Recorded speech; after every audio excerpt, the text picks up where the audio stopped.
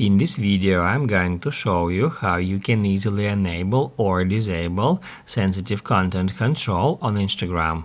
Be sure to watch the video to the very end so you don't make any mistakes, and let's get started. So guys, first off, you need to open up Instagram app.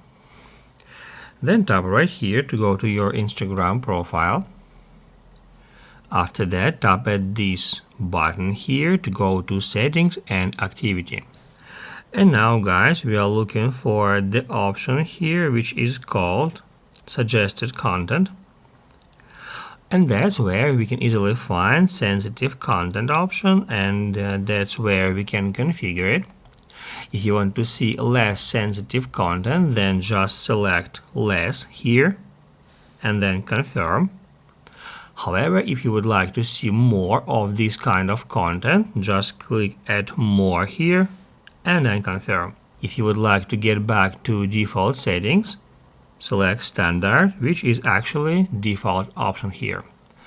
Basically guys, that's it. So if this video was helpful for you, don't forget to hit the like button.